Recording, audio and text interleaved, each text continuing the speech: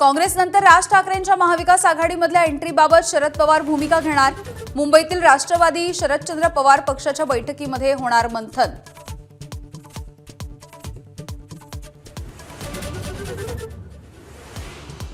शिंदेंचा बालेकिल्ला असलेल्या कल्याण डोंबिवलीमध्ये भाजपची ताकद वाढली. ठाकरेंचे माजी नगरसेवक दीपेश म्हात्रेंचा भाजपमध्ये प्रवेश. ठाकरेंना धक्का देत शिंदेंना शह दिल्याच्या चर्चांना जोर.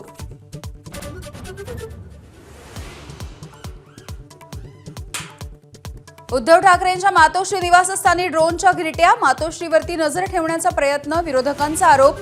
तर पॉड टॅक्सीसाठी MMRDAकडून सर्वेक्षण ड्रोनचा वापर. मुंबई पोलिसांचं स्पष्टीकरण.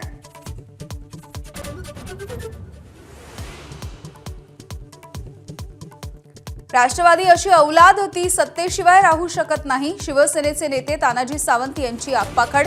दोन्ही राष्ट्रवादी काँग्रेस एकच, त्यांना हिंदुत्व मान्य आहे का, असाही सवाल.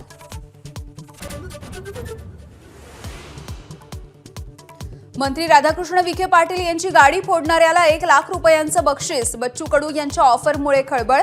आधी कर्जबाजारी व्हायचं, मग कर्जमाफी मागायची, या विखेंच्या वक्तव्यानं कडूंचा संताप.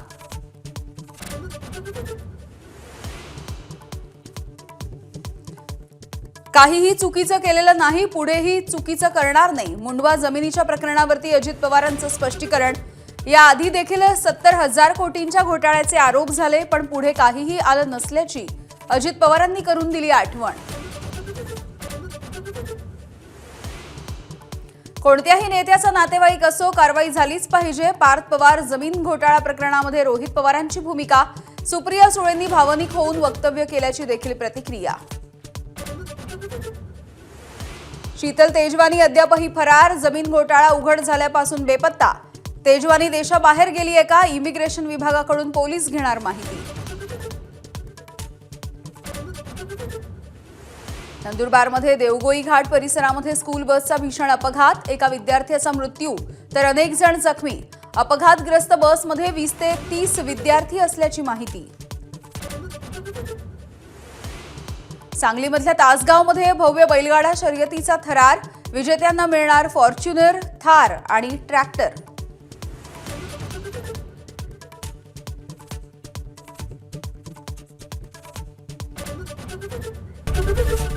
ABP माझा, उघडा डोळे बघा नीट.